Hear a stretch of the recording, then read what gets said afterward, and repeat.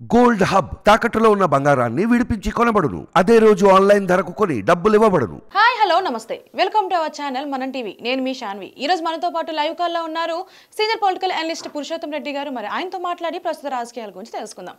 Hi sir, నమస్తే. నమస్తే అండి. ఎలా ఉన్నారు సార్? ఫైన్ అండి. సార్, ఇప్పుడు చూసుకుంటే ఇప్పటి వరకు ఏపీలో 3 హత్యలు జరిగినాయి.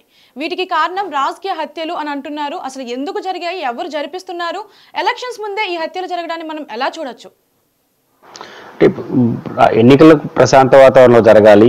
అన్నిటికన్నా మించి ప్రజల్ని ప్రభుత్వ పాలసీలు, ప్రతిపక్షాలు చేస్తున్న మాటలు, వీటి ఏది బెస్ట్ అని నిర్ణయించుకునే ఒక మంచి వాతావరణంలో ఎలక్షన్ జరగాలి. మన ఎలక్షన్ కమిషనర్ అదే చెప్పాడు. కానీ ఇట్లాంటి ఘటనలు వాటికి ఆటంకం కలిగిస్తాయి.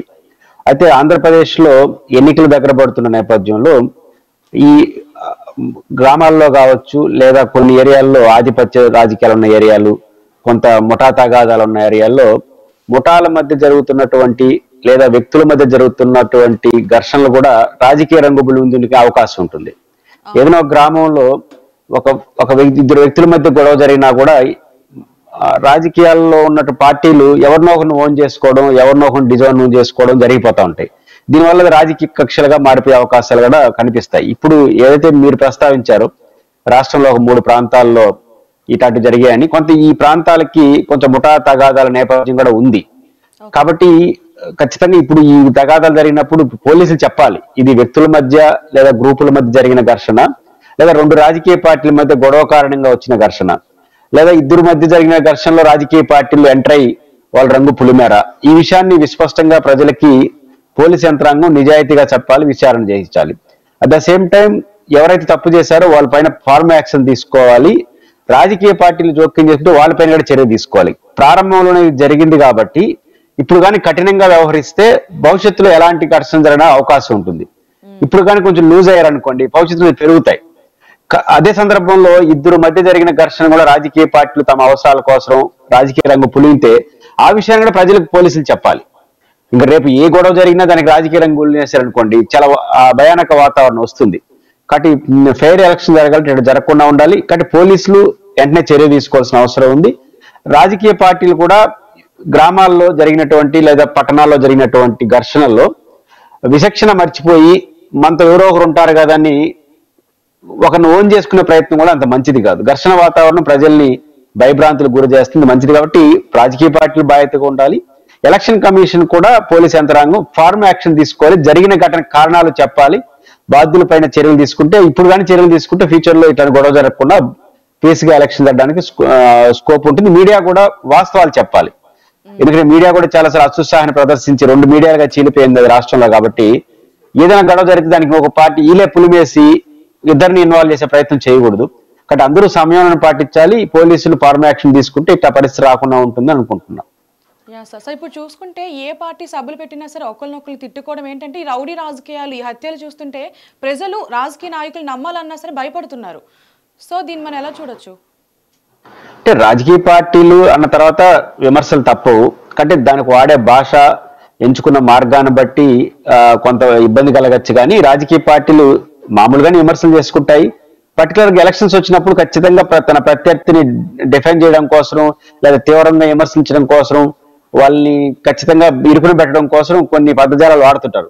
ఒకప్పుడు హుందాగా గౌరవప్రదమైన భాష వాడేవాళ్ళు, ఇప్పుడు భాష మారిపోయింది.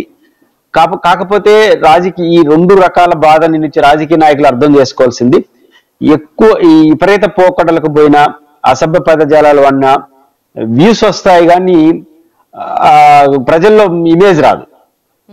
వ్యూస్ బాగా వస్తాయి. మన మీడియా కూడా కొన్ని ఛానల్స్ లో డిబేట్లు వచ్చినప్పుడు ఇద్దరి మధ్య తీవ్రమైన గొడవ జరిగినప్పుడు వాటిని మళ్ళీ యూట్యూబ్ లో పెడుతున్నారు. దానికి వ్యూస్ కూడా బాగా వస్తున్నాయి. బాగా తిట్టుకున్నారు, చూస్తూ ఉంటారు. ఎడ్డింగ్ కూడా అవే పెడుతున్నాయి మీడియా ఛానల్స్. కాబట్టి ఇది మారాలి.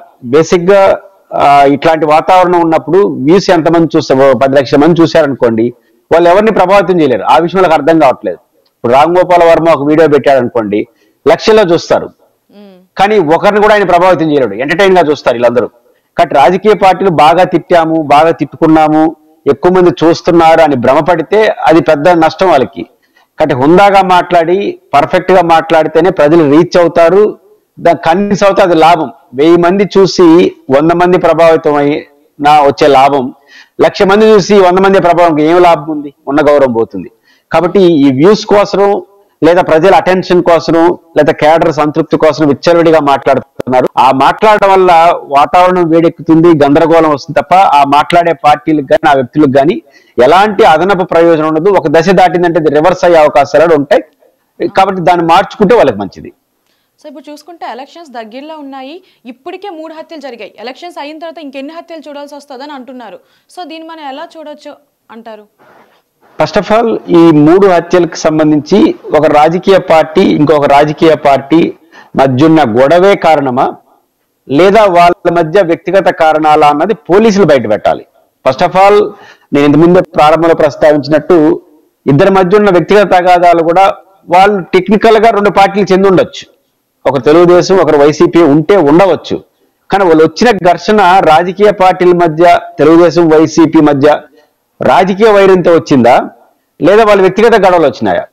ఈ రెండింటిని పోలీసులు ఫస్ట్ నేను కోరేది పోలీసులు ఫర్మ్ గా దీనిపైన విచారణ జరిపించి దోషుల్ని శిక్షించడం ఎంత ముఖ్యమో హత్యకు కారణాలను కూడా విశ్లేషించాలి. సమాధానం చెప్పరు. ఇప్పుడు చాలా మంది ఏమనుకుంటారు, ఇప్పుడు 3 చనిపోయారు, ఇప్పుడు చనిపోయిందని ప్రతి ఖాతాను తీసుకొని రాజకీయ హత్య అనేహం అనుకోండి, భయభ్రాంతులకు గురవుతారు. కానీ ఈ 3 మధ్య జరిగిన దాంట్లో ఏది రాజకీయ కారణమా వాళ్ళ వ్యక్తిగత కారణమా లేదా వాళ్ళ విలేజ్ కారణమా? వ్యక్తిగత కారణం అనుకోండి, దాన్ని సమర్థించాల్సిన అవసరం లేదు, కానీ దానికి రాజకీయాలకు గుడి పెట్టేయవలసిన అవసరం లేదు. కాబట్టి గ్రామాల్లో పట్టణాల్లో అక్కడక్కడ ఈ అసాంఘిక ప్రవర్తన కలిగిన వాళ్ళు కొన్ని ఘటనలు చేసుకోవచ్చు, దాన్ని సమర్థించం. కానీ ఆ ఘటనలుగా చూడాలి, కానీ దాన్ని రాజకీయాలకు ఆపాదించకూడదు. దీన్ని ఫస్ట్ పోలీసులు నిగ్గుదాల్చాలి. తేలిస్తే వాస్తవాలు బయటపడతాయి. దానివల్ల 2 ప్రయోజనాలు. ఇప్పుడు మీరు 3 హత్య జరిగిందే, ఇప్పుడే జరిగిందంటే ఇంకా నోటిఫికేషన్ రాలా, ఇంకొక 30 రోజుల తర్వాత నోటిఫికేషన్ వస్తుంది. నోటిఫికేషన్ వచ్చే లోపల ఎన్ని జరుగుతాయో, నోటిఫికేషన్ వచ్చే తర్వాత ఎలక్షన్ లోపల ఎన్ని జరిగిపోతాయని భయానక వాతావరణం పోతే ప్రజలు ఎలక్షన్ దూరం అయిపోతారు. కాబట్టి ఇది క్లియర్ లేదు, ఇది గొడవల మధ్య జరిగింది, వ్యక్తుల మధ్య జరిగిందంటే ఒకటి ఓకే, రాజకీయ హత్యకి కాదని సంతోషిస్తారు.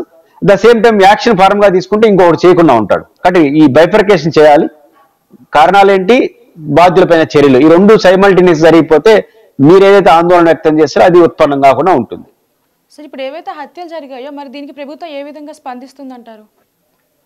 ఇప్పుడు వాస్తవానికి ఇది ప్రభుత్వం కన్నా ఇప్పుడు ఎలక్షన్ కమిషన్ స్పందించాలి. ఇప్పుడు ప్రభుత్వం చేతిలో ఉండదు కదా, పరిపాలన ప్రభుత్వమే చెయ్యొచ్చు, కానీ ఎలక్షన్ కమిషన్ బాధ్యత ఎక్కువ ఉంటుంది. ఇప్పుడు లా అండ్ ఆర్డర్ ఇప్పుడు ముఖ్యం. చాలా మంది ఏమనుకుంటారు ప్రభుత్వ బాధ్యత కూడా ఉంది. ప్రభుత్వ బాధ్యత ఉందంటే ఇప్పుడు డీజీపీ, చీఫ్ సెక్రటరీలు, అధికారులందరూ ముఖ్యమంత్రి పర్యవేక్షణలో ఉంటారు. చాలా మంది ఏమంటారు ఎలక్షన్ కమిషన్ వచ్చేసింది కాబట్టి ఇంకా ఎలక్షన్ కమిషనరే రాజ్యాన్ని ఆళ్తారనుకుంటాడు. అది పొరపాటు. ఎలక్షన్ కమిషన్ వచ్చిన తర్వాత నోటిఫికేషన్ కానీ షెడ్యూల్ వచ్చిన తర్వాత కోడ్ అంటే అర్థం ఏంటంటే ప్రజల్ని ఓటర్లని రాజకీయంగా ప్రభావితం చేసే కొత్త విధానపరమైన నిర్ణయాలు మాత్రమే తీసుకోకూడదు. అదర్ దెన్ అన్ని రకాల పరిపాలన ప్రభుత్వమే చేయాలి, ముఖ్యమంత్రి గారే చేస్తారు. కాబట్టి ఇప్పుడు లా అండ్ ఆర్డర్ ఇష్యూ వచ్చింది కాబట్టి ప్రభుత్వమే ఖచ్చితంగా దానికి స్పందించాలి.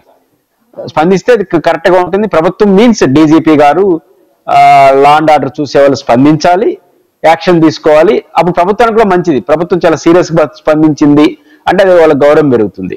Yeah sir, thank you sir. Thank you అండి.